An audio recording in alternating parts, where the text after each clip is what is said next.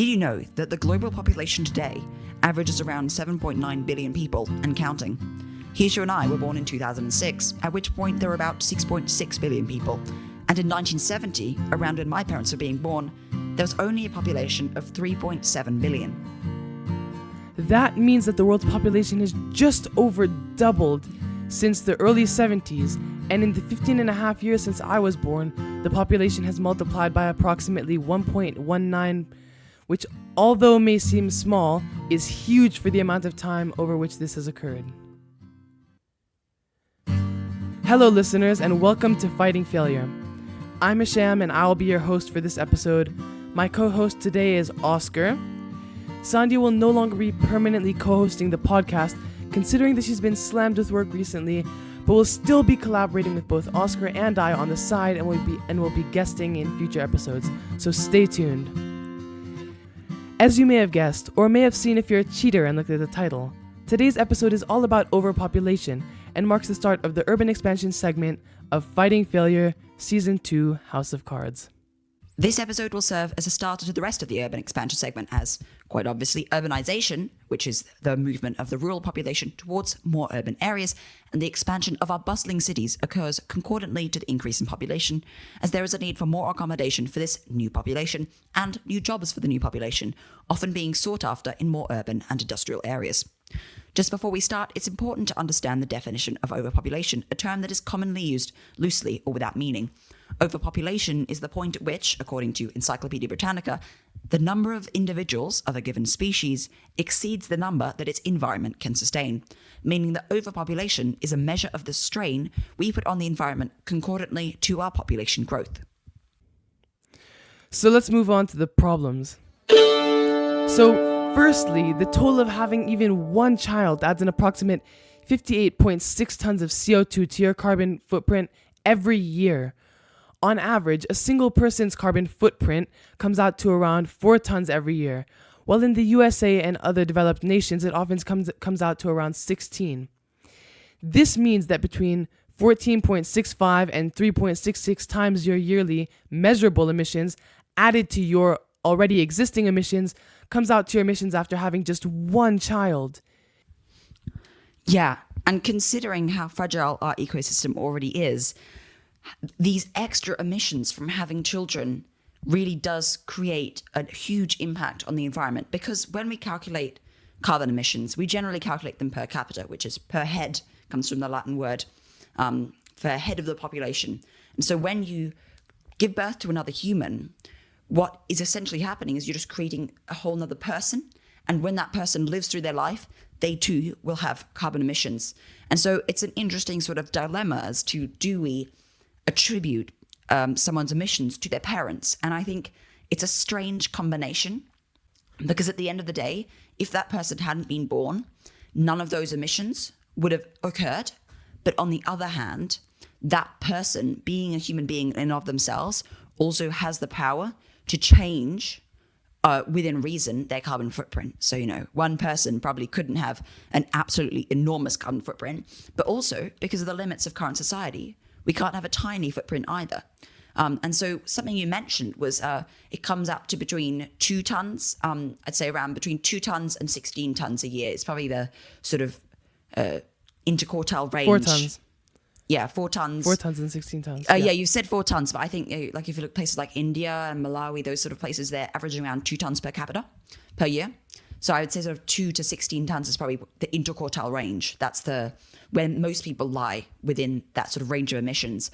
But having looked at like my own carbon footprint and looking at the carbon footprint statistics online, something that's really interesting is the huge difference between the carbon emissions per capita in the United States and carbon emissions per capita and carbon emissions per capita in Europe, the UK, and other parts of the developed world. Australia is sort of more on the US end of being really high. But it's interesting because, the UK is not good by any means. It's still much worse than underdeveloped places like India and Africa, where people are living below the poverty line and they can't afford to really do these carbon intensive things, which of course makes it really unfair because most of the impact of climate change is directed towards them because they can't protect themselves from flooding and the like. That's a tangent. But anyway, it's quite interesting to see that places like the US have such higher carbon emissions, considering they're sort of at a similar level of development. And I think that comes down to quite a lot about urban expansion. And the way American cities are built and the way America is built is very much focused around individual transportation, and it's focused around the car and single family zoning, which means you have to commute to work and areas aren't walkable. And it's a much bigger country as well, so there's much more transport involved. Whereas if you look at the UK, for example, where I live in Oxford, we don't have to have a car. We don't need a car because we can get everywhere we need. It's a 10-minute cycle to the train station. From there, we can get to London. We can take the Eurostar to Paris. And I can cycle to work. I can cycle, not work, I don't go to work, sorry. My work is here, recording this. But I can cycle to school. I can do my work at school, and I can cycle then to my piano lesson, and I can cycle back home, and I can cycle to my drama rehearsal. All of those things are within cycling distance. And if you have a bit more patience and a set of headphones to listen to Fighting Failure on the way, it's also within a walking distance as well. You can have a nice walk around Oxford. But if you look at cities in the United States, Vermont is an exception. I think there is some good pedestrianized cities in Vermont. I'm just saying this to a PC show, but yeah, not even cities. Vermont has a very small population. But if you look at, some of the big cities in the US, think about New York, every single street. New York, Boston, Chicago, the Twin Cities, all these big cities in the US, all the headliners. If you look at the way their cities are built, there's two things that stand out. Outside of the downtown, it's almost entirely single family zoning, which means, where I live, it's a duplex. It's sort of I'm not going to describe the house exactly, but it's two houses attached to each other, which is pretty standard across the UK, whereas in the US you have minimum parking requirements, which means you have to have a certain number of parking spaces for any development, and you have to have a percentage of a lot is taken up by a house. There's a lot of rules and regulations about what can be built where, and predominantly it's single family zoning, which means you have to have detached houses, and that's why you get the sort of the typical American suburb is just house and house and house, like often not even any pedestrian facilities. It's just grass verges, driveways, and roads. And the other big thing you see is a very car-centric sort of downtown and city, which is where you have all through roads in a grid structure. Whereas if you look at somewhere like Oxford, actually what they're doing soon is they're going to be implementing a zero emission zone, and similar things in London with their ultra low emission zone. But one of the biggest things that we have is we have roads that are not through roads. So it means that there's things in Oxford you call bus gates and bike gates. So a bike gate is where there's a bollard in the middle of the road. There's still a road going through, but only bikes can get through because of the bollard. And of course, authorized vehicles such as maintenance vehicles. And there's also bus gates, which means only buses and taxis can go through this sort of gate. It's sort of metaphorical. It's just painting on the ground, but cars aren't allowed to go through there. And a large part of Oxford is like that. So that, if you're in a car, you have to go the long way round, which really puts an emphasis on putting cycling first. Yeah. And, that's actually, that reminded me, we do have, so in kind of it's not the capital, but it's sort of the biggest town in Vermont. It's not even big enough to call a city. Burlington. We do have roads through, the main part of Burlington, so through Church Street, and there's little roads that pass through, but the whole of Church Street, it's a big sort of like cobble road, but it's not open for car use and for truck use or for bus use. It's not open for any vehicle usage, and it's limited to people walking. So walking from place of work to the stores and pharmacies and such. And this, I know the layout's a little bit less common in the US, but it's kind of interesting that in Vermont we do have that. And I think that there are some cities that are sort of structured like that in the US, but it's just not common enough, and we need to start seeing that shift in mindset during, throughout the urban expansion process, which is why we've kind of created this section. Yeah, for sure. And I think, you're right, is that, some places in the US are good. And this is the problem with making overgeneralizations about the United States, because it's such a big country, but it's also so devolved.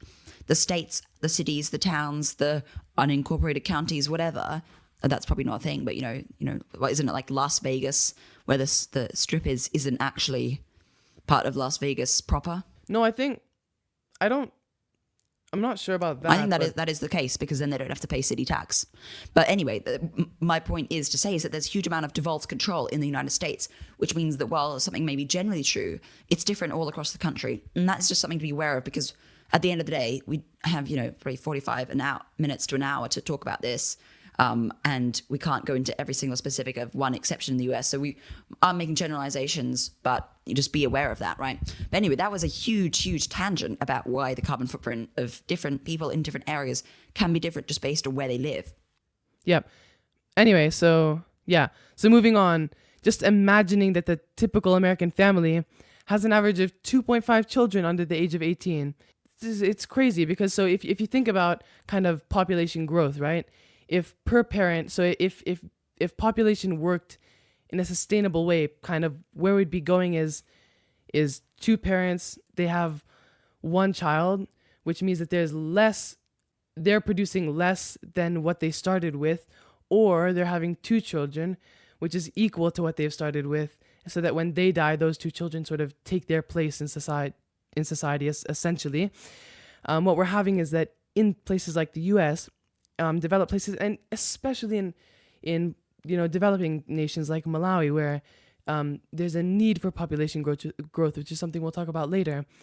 You have this exponential growth in population, where it's like there's more children being born than people dying, and so then there's more people being put into the community than there need to be to take the place of those who are sort of leaving society as they pass. And so and even the majority of my friends, despite being between 15 and 17, are already talking about wanting to have 3 children, which to me is just crazy. I can't imagine wanting to have 3 children, first of all. I mean, imagine having to deal with that in terms of like raising them, paying for their education and all that. But on top of that, just thinking about the environmental implications, and maybe it's just because I'm already so conscious about this topic, but to me, 3 children seems crazy, because if when I'm older, hopefully I have a wife and I'm not like lonely and a gremlin living in a little hole, but hopefully I'll have a wife and a kid or 2, and my kids, when I die, will sort of take my place in society, and so we're a sustaining population, whereas kind of what I think the general consensus is that people want to have 3 children or more than 3 children in some cases, which then means that there's more children being put into society than there are people being taken out. And so then that's when you have this growth and growth and growth. And that's why the population has just been going up for, the past, 100 or so years. Yeah, so what you're talking about there, I guess, is with the how many children do you need to have to sustain population is called the replacement rate. And that's about 2.1 children per woman is the number of children that on average a woman needs to have. So that's probably, 1 in 10 women has 3 and the rest have 2. That's the replacement rate for the population. And obviously, some people could have more, some could have fewer. And that would, sort of balance out to the replacement rate of 2.1 children per woman. That's in order to keep the population at the same size. You need to have like extra 0.1 because, children do die, unfortunately. That is a thing. But what we're seeing actually in the developing world and what we see across, different stages of development is, I think I might have talked about this before, is the demographic transition model. If you start with high birth rate and high death rate, then as society improves, the death rate goes down, but the birth rate stays high. Then the birth rate falls too. And then you also have a stable population that's slightly bigger. And so what we're actually seeing in some countries, one big example is Japan, South Korea. Those countries, the fertility rate, which is, as I said, the number of children per woman, has actually dropped below the replacement rate. And this is known as an aging population, which is where the birth rate is not big enough to sustain the population. And what we see there is then if you look at the sort of population graph of how many people, like the sort of, not how many people there are, but the distribution of people amongst different age groups, it's really interesting how much you can tell about a country from the shape of that graph. So for example, in China, you can see sort of the shift towards males during the one-child era, as infanticide was worryingly common. because only one child was allowed per family. Or in the places like Ghana, where the birth rate is still really high, you can see how many more children there are compared to really old people. And so, yeah, there's lots of really interesting things you can tell. You can tell like the baby boom in the UK and the US. Anyway, what we're seeing with an aging population is that more and more people are falling into this older age brackets. And while this is good environmentally, as a decreasing population means a decreasing strain on Earth's resources, it's worrying from a societal perspective as it increases something called the dependency ratio. And dependents are classed as people, I think it's above retirement age and below working age, below 18. And these are people that have to rely on non-dependents or people who can work in society to sustain themselves, either through pensions or through direct care, such as parenthood. And that when the dependency ratio goes up, it means that more more working age people have to sustain dependents, be that their elderly parents or other elderly people in society through pensions, or if they have children themselves, there's sort of high dependency ratio. So we see a high dependency ratio in developing countries where there's lots of young people to be taken care of, and we see it in aging populations as well, where there's lots of old people to be taken care of as well. Yeah, and I just wanted to add these sort of population graphs. Not only do they kind of display the distribution of the population, but they also kind of can be an indicator as to how economically developed a country is. And this is just something I kind of wanted to talk about, is that one of the biggest kind of driving factors of overpopulation is poverty. This is a big problem in the developing world. So take Malawi, for example. The great majority of the population lives in poverty. We're one of the poorest countries in the world. And so you don't know, first of all, how many kids are going to survive because there's poor health care, and most people can't afford health care, and most people can't afford to go to the hospital to give birth, so they're giving birth at home. And so, people attempt to have more children because they are less financially secure, and so they don't know what the chances are that their kids will survive. And then, the next sort of factor is that in a place like Malawi, which is, the whole economy is sort of based around agriculture, and people do agriculture for sustenance. It's kind of, maize is sort of the dominant crop here, which is a whole nother problem. But so to work the fields, people need more people to do the work, because as the parents get older, they're less capable of fulfilling the work and tilling the fields, which is obviously not a great practice, but they can't do that, and that is the practice here. And seeding, and then harvesting. And so then they have children, so that as their children come of age, they can help kind of take their place and do that for them to kind of sustain the family. And so then what you have is like a family, 2 parents giving birth to like 5 children, and none of them graduating school because the parents don't have money, and them just taking them into the field so that they can work the cornfields. And so then because they need 5 people to work the cornfields, they can't do it just the 2 of them. And so then you get this growth because of this need for growth. And that's the case in kind of poverty-struck areas. And then you have a lower distribution of population in the kind of higher age boundaries because of, again, poor healthcare. And in richer countries, especially as education is improving and contraception is becoming more widely used and widely accepted, you're getting kind of more people in the middle-aged demographic deciding not to have children, or to have 1 or 2 children. So less children being born because there's not really this need, this kind of force for people to have children. And it's kind of more of a novelty. And then the older population can sustain themselves for longer because healthcare is greater, because essentially the economy is better off. Yeah, that's something I actually wanted to note in response to the first point you made about your friends wanting to have children, was that something we're actually seeing in the data in more developing countries, or not developing, but developed countries and advanced countries, is that actually more people, I think the statistic is about half of women in the US now are reaching 30 without having children. So we're actually seeing more and more people who are realizing, that it's not financially viable anymore to have children. The idea of the American dream of, like a house, 2 cars, whatever, and driveway in the suburbs is actually becoming more out of reach. And that's sort of out of the scope of this podcast, but that's one factor. And the other factor is perhaps people are thinking, actually looking at climate change, is this a world that I want to bring children into?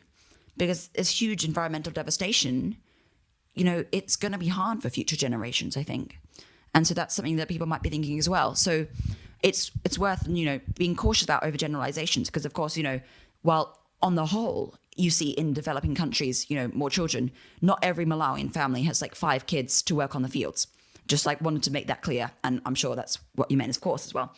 And it's the same in the US is that we're seeing more and more people not wanting to have children. And then kind of the last point in the problem section is that really the strain of overpopulation comes with all of the factors that have been discussed in previous episodes. Oscar, do you want to kind of lead us off into this? Yeah, sure. So he chose to put here, this episode could be a great recap for some of these problems because at the end of the day, the problem of overpopulation is simply the problem of increasing the demand for environmentally unsustainable services because children become just adults and adults are just the population and the population is just, what uses these resources. That's what it is. We often say, the biggest thing, and we said this in episode 22 about what you can do to reduce your carbon shadow or climate shadow. The biggest thing to do from a carbon footprint perspective is to have one fewer child. But that's not because it means you're having fewer emissions. It means just on the whole, fewer emissions are happening. That's sort of how you can sort of stop the tap there, I guess, in a way. But anyway, some of the factors are increase for need of factory/industrial farming. This is both animal farming, as we of course know, factory farming and even non-factory farming can be devastating for the environment when animals are involved because of that sort of middleman inefficiency. But of course, plant farming can also be done in environmentally unsustainable ways through the use of fertilizers, pesticides, herbicides, all these sort of chemicals. Tillage releases huge amounts of carbon, but of course, huge amounts of carbon are released, for example, in bottom trawling, which is the way a lot of fish are caught in the ocean. The next thing is increasing need for housing. So this one's actually really interesting. This ties in really well to the urban expansion section. But when we need more housing, of course, concrete and steel are both very carbon intensive to produce. But also when you create housing, if you're expanding a city outwards rather than upwards, you have to bulldoze neighborhoods, you have to lay more asphalt, which is both economically and environmentally unsustainable. So there's loads of problems involved with needing to increase the amount of housing. The electric grid, of course, people use more electricity because, I think it's obvious why people use electricity.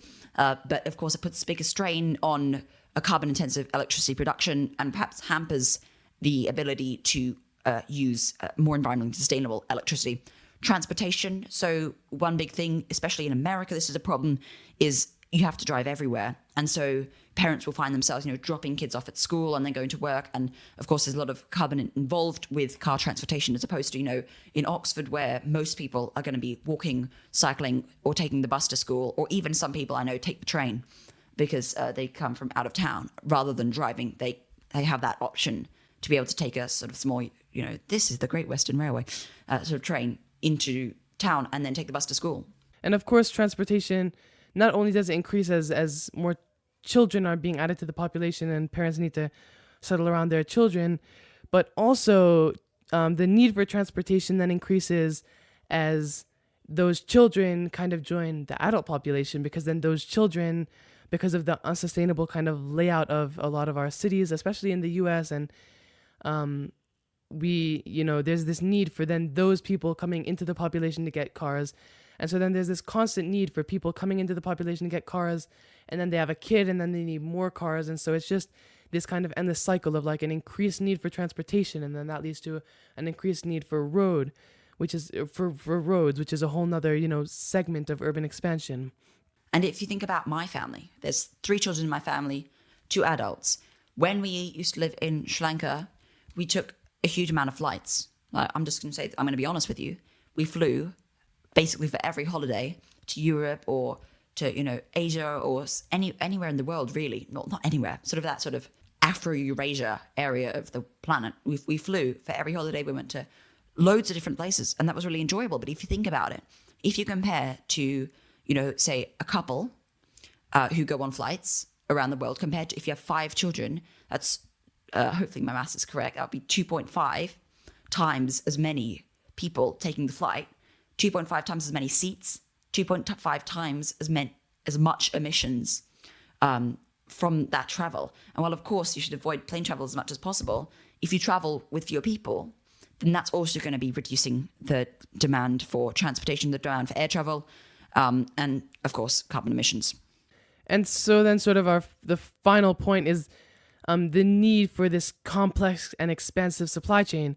And so supply chains are sort of like, it's all to do with consumerism. So someone buys something, it's shipped from China, it by either ship or by plane. Mostly by ship. Air freight. And then it kind of, it makes it to wherever you are. So maybe it makes it to, if I'm in Malawi, to South Africa, and then it has to be brought through on a big truck all the way to Malawi. And so that supply chain is, so me ordering something online, that having to be shipped to somewhere close to me, and then that having to be brought to me. And that increased need for that as the population grows. So there's more children. That means, especially in the Western world, like more presence, but also, anywhere. That means that there's more of a need for food and all these different things like we've been talking about. And that comes into the agriculture and transportation. But then there's all this need for imports. So whether it's imports in cars or agricultural produce or toys and whatnot, and whether that's personal or on like a larger scale, like via stores, there's this need for this expansion in our supply chains to sustain our needs as the population is growing.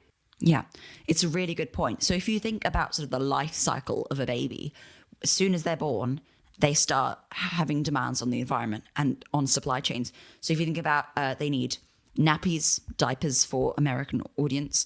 You need nappies, which are almost always single-use, disposable. They cause a huge amount of plastic waste, and obviously they have to be manufactured somewhere. That's got to be carbon intensive as well. You have to buy baby food. You have to buy, those little sucky cups for their milk. You've got to get like bottles and high chairs, their toys, their, that little thing that orbits around their roof, their cot, their pram, especially in the early stages of infancy and toddlerancy. There's a huge amount of products that need to be purchased and replaced regularly as the baby grows. And you think about, all the different baby clothes. There's a ways, of course, to do it more sustainably. For example, if you use reusable nappies, which is disgusting because you have to like scrape out the poop and then put it in the washing machine, whatever. If you use reusable nappies, if you go to sort of sales and you share baby clothes with other people in your community, so your baby's grown up, here's some baby clothes, you can buy them from the charity shop or whatever, and that can reduce the strain. But at the end of the day, there's still going to be an environmental damage, and there's going to be, a demand for products from having a child. And that's just the way it is because they are a human being. They consume things in this world. That's how it is. But that's something to consider as well. Yeah. And not only does this go to show you kind of the implications of having a child, but also it goes to show you the expense of having a child, which comes into a whole nother set of implications, which is why often having children is not feasible. And which is often why having children, instead of reducing strain in developing nations like Malawi, ends up increasing strain, because then there's more of a need there's a greater demand for the, payment of schools for education and the purchase of new, all these new sort of toys and nappies and diapers. Oscar's rubbing off on me, and everything that you need to kind of raise your child. And so then it's also expensive. And so then this is also kind of what makes having a child hugely unfeasible for, the wide majority of the population who's kind of low class or sort of middle class. Yeah, for sure. There's a huge expense, like up to £1 million, depending on where you send them to school, what sort of things you buy them, involved with having children.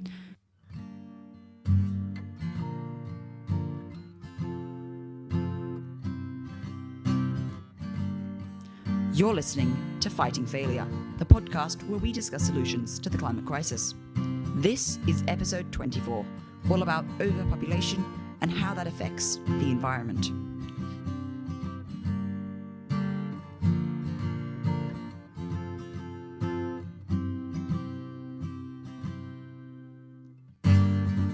To see full show notes for this episode, go to shownotes.fightingfailure.earth. That's shownotes.fightingfailure.earth with no spaces, and click on number 24, or visit the link in the show notes.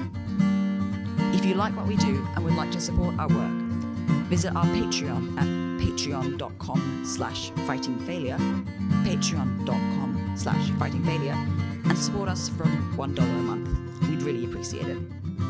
Now, let's move on to the solutions. First off on our list is the empowerment of women.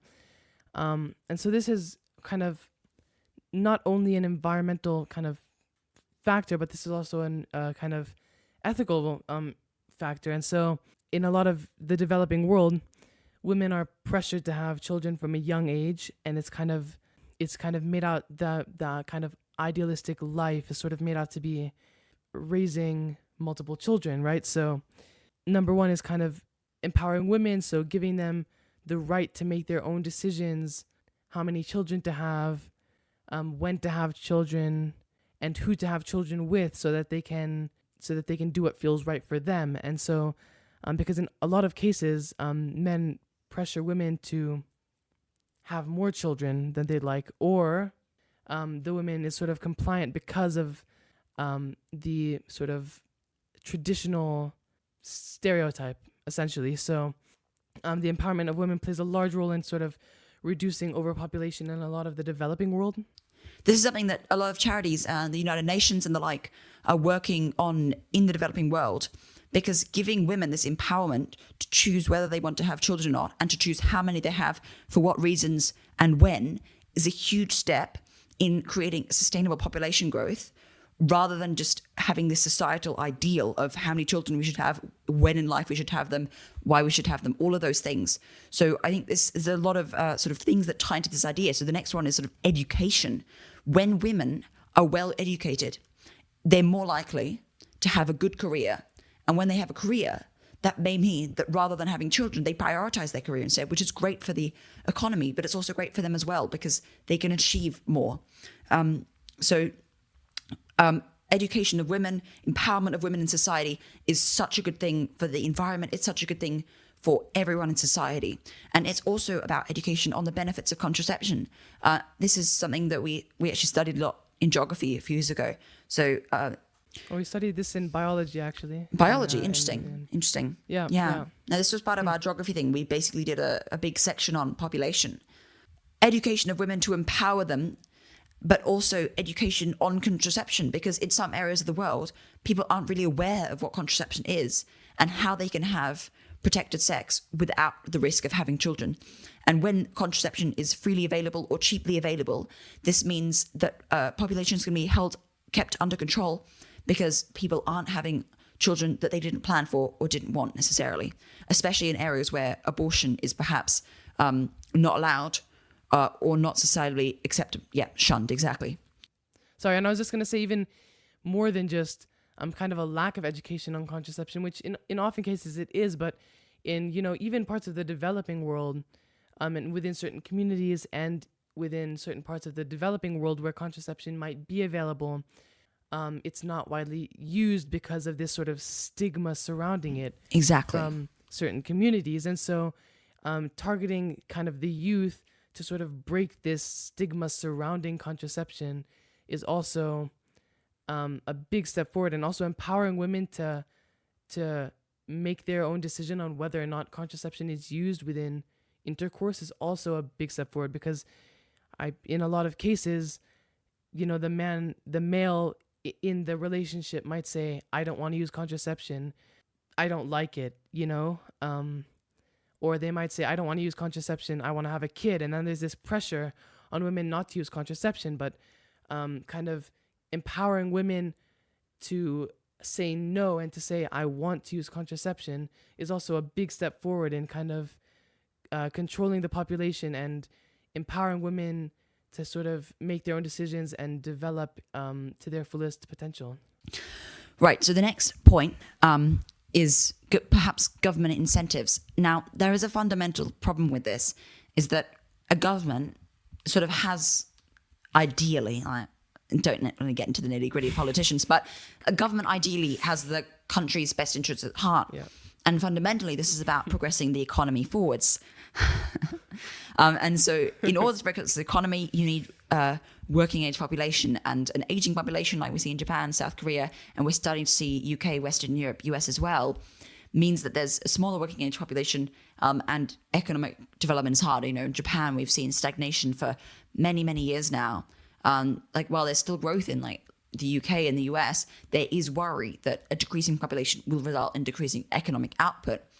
And obviously, in a capitalist society, decreasing economic output is never a good thing. So while there have definitely been examples of for example, the Vietnam two-child policy, the Chinese one-child policy, which has been obviously ended now, but that went on for a long time in the past as well. There have been attempts to control population, but at the end of the day, countries like the UK and other developed nations, it's not really in their interest to try and restrict an already sort of self-restricting population. But perhaps from an environmental perspective, we could think about introducing policies that could place an emphasis on incentivize having fewer children, such as perhaps tax reductions or other ways in which not reproducing is rewarded. This is also in opposition to what we see in places like France, where France is actively encouraging children. They've sort of got their school system all worked out. There aren't really private schools in France, except for a few religious institutions. It's all state schools, which is interesting. There's a lot of free childcare, and there's a lot of support for people who have multiple children, which is sort of not exactly what we want from an environmental perspective, really. So it's an interesting thing about government incentives, because it's not really in the government's interest. And also what we're seeing is that just naturally, as society progresses, people have fewer children. But it's an interesting point to think about. Yeah, and if you don't mind, I'd just like to add as well, I kind of like to place emphasis on the fact that a decreasing population does not always kind of work concordantly with the economy of a nation. In some cases, it would be better to kind of see the population decrease as it would kind of raise the economy. And this is kind of going to the last point, as women start having their own say in when to have children and all that. And presumably less children are being born, there's better education for women, so they're able to go into better jobs and prioritize their work. Then the whole female sort of population is kind of actively entering the kind of economy. So then you get this kind of the broad spectrum of like females within the country as well as the males within the country contributing to the economy and kind of lifting that up. And so then it's just this more effective community, essentially. Whereas in cases where you have a lot of children, either the male or the female, and in often cases, especially in developing nations, the female has to drop out of work or stop education or never go to work or never have an education because there are so many children that need to be taken care of, while only one family member is providing and one family member is contributing to the kind of broader economy. The amount of unpaid work that women do is really quite appalling. If you look at how much they would be paid for that sort of work, if you think about the cleaning, the cooking, the childcare, it's just a massive amount of sort of unpaid work that the women do. And that's really quite appalling. And there's a really interesting book called Invisible Women that you should read if you're interested in this sort of topic of feminism and the gender data gap and the gender pay gap. And a lot of this has to do, in some respects, with motherhood and the burden of motherhood that's unfairly placed on women, as opposed to being split between the two partners in a relationship. So yeah, it's quite interesting. And it's something that we need to progress to, not just environmentally, but it's also something we need to focus on as a society for the well-being of women in society. So the next solution to the overpopulation problem is I don't like the way you've worded this, but if you want to have more than one or two kids, adopting can be an option to limit the increase in new population while also helping the adopted child to find a healthy and loving home to grow up in, as opposed to an orphanage and not having parents. Adoption is really good because there are children who don't have a home and that need a home, and you can provide those children, you can love those children without having to bring new human beings into the world with the environment impact that comes with. So if you're looking to have more than 2 kids, that's an option to definitely keep on your radar. And just for society as a whole, that's something that we want to promote and normalize as well and make that process easier. I just found something, sort of this statistic by UNICEF, which is that there's an estimated 153 million children worldwide that are orphans. And they all need a loving home. Oh, and also, sorry, I'd like to point out as well that, sort of orphan rates are increasing as overpopulation increases, because as overpopulation increases, there's an increased strain on the land, and sometimes increased war, increased conflict over resources, and then this sort of leads to displacement of populations, and in some cases orphans. So, orphans sort of become displaced from their families as overpopulation kind of begins to occur within a lot of developing nations. Okay, so the next point here is let it be known that massacring a percentage of the population, as people often joke, would not necessarily curb our emissions. For example, if only 1 billion people lived on the planet, but flew everywhere by spaceship, ate industrial GMO soy-fed beef, and ran the grid on coal and oil, we'd be just as bad. GMO. Did I say that? GMO soy. It's impossible to say GMO soy. Yes, it's impossible not to say, though. Every time I say it, I also say GMOs. It's so hard. Okay. We'd be just as bad off as we are now.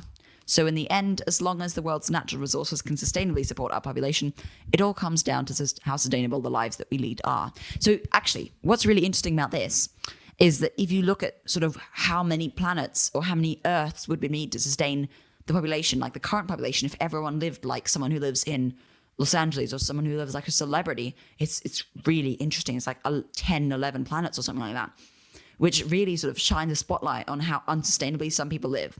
And it's at this time that we have to sort of apply Kant's categorical imperative, and we have to say, if everyone did this, what would the impact of that be? And I think that's something worth applying as well. So this I don't think this necessarily shows that massacre on a mass scale would be unsustainable, because not everyone might live like that.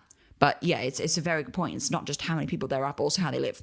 But I think really what this point does highlight is to what extent are we willing to sacrifice morally for benefit environmentally? Like if you sort of extrapolate, I guess, current data, if we did forcibly reduce the population massively, it probably would be environmentally beneficial because there would be far fewer carbon emissions. But not only does it hugely overstep a moral boundary that we don't kill other people, because that is wrong, it also defeats the point of what we're trying to do. Because when we're trying to save the environment, who are we saving it for? Other animals on the planet, but also people. And also, marginalized people as well who live in, rural communities that are susceptible to flooding and environmental change much more than we sitting here in, nice houses with, we're very privileged compared to most of the world. And especially, where I am in the UK, probably not going to feel the effects of climate change nearly as much as people in Bangladesh, for example, are, and in Malawi as well. And so while it would, in a vacuum, be good for the environment, in quotation marks, if you're killing the people who you're trying to if you're trying to save the environment for the people, then it makes no sense to kill those people to save the environment, does it? But that's all completely hypothetical because obviously it's not on the table at all. But yeah, I just thought this does bring up, I just wanted to raise that. But also there's a few other sort of moral quandaries about what we're willing to do, because one of those is lithium mining. To support battery-based technology instead of fossil fuels requires a huge amount of lithium. And I'll link a video about this in the show notes, which is really interesting. But for example, we don't have that many lithium mines. The extraction of lithium and cobalt can often have human rights problems. We talked about this in episode 1 about, how cobalt is extracted in the DRC. And for example, there's a potential plan for a lithium mine in the USA, but it's on indigenous land. And so to what extent are we willing to violate both the environmental impact in that area and the rights of those indigenous people to the land to provide the world with a more sustainable battery technology, energy storage technology? And another one of these is about sort of farming. Manure makes a good fertilizer.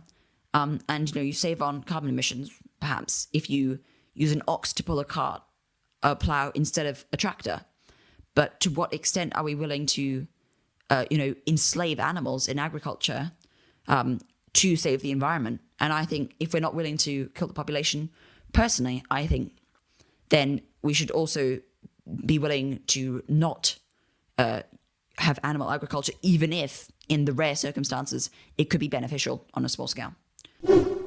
Would you like to say the point that you're typing now, Hisho? Go ahead. Write it down as well, though, because it's good for people who are not able to listen. Yeah, that's actually one good thing to note, and I'm saying this to the audience as well, is that if you're not able to listen or you're interested in an episode, we do make all the bullet point skeleton show notes available online. So if you want to just skim through the bullet points as well before you decide whether or not to listen to an episode, or you don't have time, or you're not in a place where you can listen, feel free to just hop on over to shownotes.findingfailure.earth and just look through the bullet points, because that's where the main points are. We may not elaborate on some of the things, but if it's something that you're like, I don't know if I'm interested in the meat industry or whatever, then you can just go and have a look through the statistics and then think, that actually does look interesting, I want to listen to, or that's okay, I'm satisfied, and I'll check out the next episode. So the main idea here with having less children or adopting is to sort of stop population growth at the source rather than cutting it off after the point, as massacre or displacement and war and all these kind of unnatural limits on population would do. It's much more ethical to sort of have less kids because you're not killing a life because there's no life to be killed. Whereas if you look at not necessarily anyone's considering massacring, I don't think, but if you look at massacre, war, or letting letting people kind of sort out population for themselves via war, or letting flooding, eliminate a percentage of the population, in the end, that's looking at, the grand scheme, that's not ethical at all because you're killing people either directly or indirectly. And so that you're harming a person. And so that's not okay in general. So the sort of the best thing you can do is sort of stop it at the source. So that's having one less child or adopting, kind of like we've mentioned previously. I think it's a really good point to make, because once someone is born, they have consciousness and they have moral value, and we can't kill them because that's morally wrong. But if someone hasn't been born, it's not morally wrong to not bring them into the world. So absolutely, we should try and stop population growth at the source, because massacre is not an option. Our final point here is sustainable urban expansion. And so this is something we're going to be going into in all the coming episodes, so stay tuned. But we'll go through some, flash notes quick. So removing single family zoning, so kind of reducing that sort of layout within cities. And allowing cities to be more densely populated, and building up and sort of, flats, condos, you call them in the US, so that more people can live in the same area. And so what that would do is limit the boundaries of sort of the surrounding ecosystems that we're pushing, and rather increase the population density within that smaller area, so that you're not having as big of an impact on the surrounding environments. You're not encroaching as much. Then another way of sort of improving our layout is kind of making cities more easily walkable and easily, increasing bike paths, increasing sidewalks, reducing roads, limiting the number of vehicles per road and such, so that what you get is like an overall increase in people biking and walking rather than people utilizing cars in these kind of highly dense, highly populated areas. Having sustainable, walkable, cyclable cities is key, because this means that transportation and car-centric infrastructure is not necessary, which can greatly reduce emissions. It also makes it more possible to have efficient central heating systems that are run on heat pumps, maybe one big heat pump for a whole apartment block as opposed to an individual oil or gas boiler for each home. And it means having these sort of centralized, urbanized cities is so much better for the environment than suburban sprawl. And so part of this is integrating trees and greenery within urbanized areas. Again, it makes the city more livable, removing cars as far as possible from residential areas to limit particulate pollution, because that's bad for children and everyone's health. And also increasing the availability of public transport. Metro and trains, specifically in the USA, but I think everywhere, could do with more affordable and better quality public transport.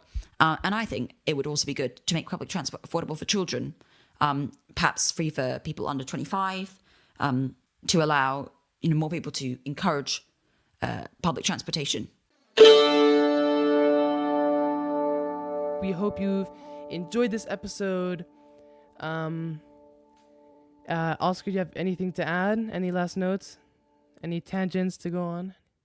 Yeah, I think one last thing to say would be that if you're considering having children, just do consider it, because in society, it's very much normalized just to expect people to have children. And if you want to have children, that's your choice. You're totally welcome to. But just do think through it properly before you make such a monumental decision. And don't be pressured to do things, but also don't be pressured not to. Enjoy your day, everyone. Thank you so much for listening, and we'll see you next time. Goodbye. Yep. Thank you for listening. See you.